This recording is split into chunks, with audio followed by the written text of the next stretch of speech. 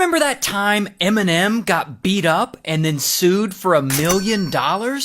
Well, it all starts with this kid, Marshall. And Marshall's 9 years old, living in Michigan, and bro has a problem. The poor kid gets bullied a lot in school. I mean, he's only in the 4th grade, but he's getting kicked around like every day. Specifically, there's one kid who messes with him a lot. This kid, D'Angelo. And D'Angelo's a little older, he's 11, he's in the 6th grade, but he is much bigger than Marshall. And Marshall, admittedly, has a big mouth. So D'Angelo and his boys, they whoop up on him all the time. And this goes on for months. But one day, in 1982, they give it to him real bad. 'Cause it's winter, and it's snowy out, and they're all outside. And the bullies, they see Marshall across the yard. And D'Angelo, I guess he puts like a rock or something hard into a snowball, and he aims it at Marshall, and he throws it as hard as he can. And pow, it hits him, and it knocks him to the ground. Then the bullies all jump him, and they beat him over and over and over again. And eventually, Marshall stops moving. He's blacked out. And D'Angelo and his boys, they're like, oh shit! And they don't want to get in trouble, so they all run away.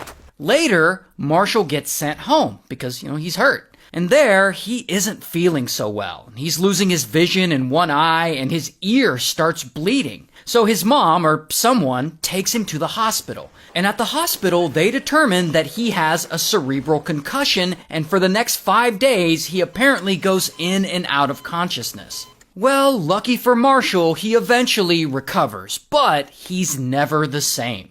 According to his mom, as a result of all this bullying, not only was he physically injured, but he started exhibiting antisocial behavior and acting out. In fact, she's so upset by the damage this has done to him, she goes and files a lawsuit against the school district, claiming that they neglected to protect her son from harm while he was in their care. But unfortunately for her, the lawsuit is eventually thrown out on the grounds that the school district has government immunity or something, and they can't be sued in this case. But whatever, they all eventually move on. So fast forward many years, and it's now the late 80s, and Marshall's a teenager, and he gets really into hip-hop and rapping. And he decides, I want to be a rapper. And over the next decade, he starts freestyling and writing songs and competing in rap battles, and he does this for years. He even puts out an album. And then, one night in 1997, his whole life changes. Because he's 25 years old now, and he competes in a rap battle competition called the Rap Olympics. I'm moving in for the kill, and I got the trap set. I can tell you whack as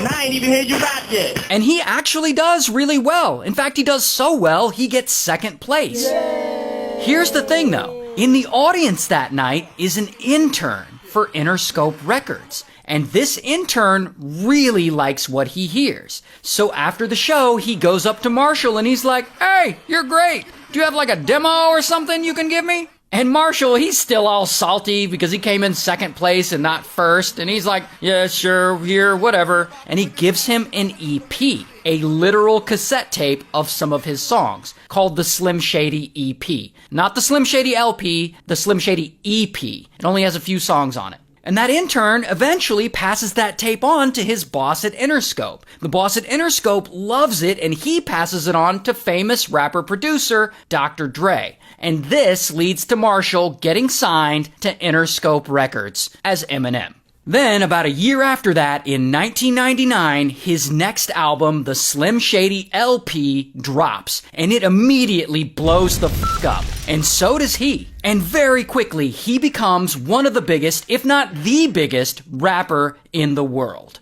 Now, one of his songs on the Slim Shady LP is called Brain Damage, and that song is about the times when he was 9 years old and he would get jumped by D'Angelo and his boys. And in the lyrics, he describes some of it, and he specifically calls out D'Angelo by name. Now, I can't play it for you because of copyright, but I could rap it for you. Way before my baby daughter Haley, I was harassed daily by this fat kid named D'Angelo Bailey. He banged my head against the urinal till he broke my nose, soaked my clothes in blood, and he grabbed me and choked my throat. Made it home later that same day. Started reading a comic, and everything became gray. I couldn't even see what I was trying to read. I went deaf, and my left ear started to bleed. Anyway, that's not all of it, but that's some of it. Here's the thing though. Marshall is so popular now that he's doing all kinds of press and interviews, and he ends up doing an interview with Rolling Stone. And they ask him about his song Brain Damage and if it's true. And he says, of course, yeah, most of it is.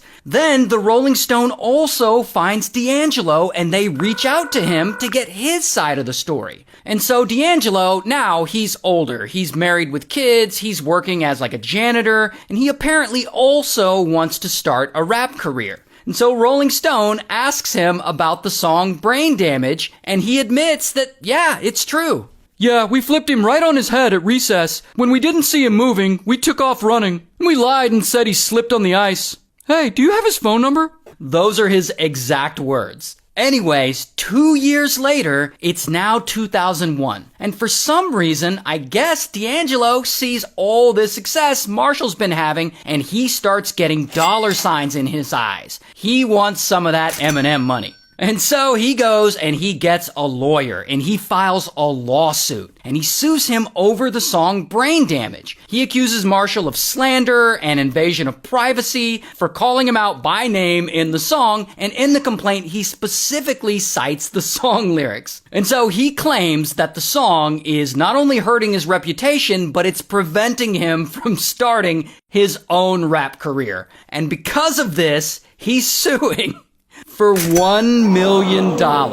Here's the thing though. Not only are the song lyrics protected by free speech, D'Angelo had already confirmed that what happened in the song was true 2 years before when he did the Rolling Stone interview. So of course, the judge, and she ain't buying it. She knows this case is bullshit. So she rules on it. And she literally writes her opinion into the form of a rap. And I'm not making this up. In her order, this is what she wrote. Mr. Bailey complains that his rep is trash, so he's seeking compensation in the form of cash. Bailey thinks he's entitled to some monetary gain because Eminem used his name in vain. The lyrics are stories no one would take as fact. They're an exaggeration of a childish act. It is therefore this court's ultimate position that Eminem is entitled to summary disposition.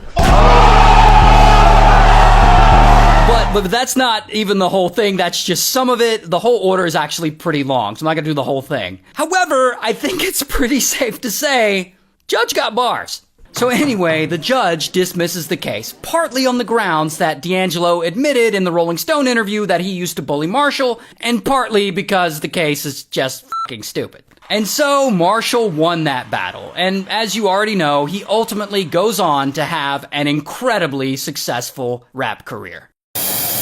And thank you to Leonardo.ai for sponsoring this video. If you want to make badass art for your videos like this, or like this, or like this, then sign up for Leonardo.ai.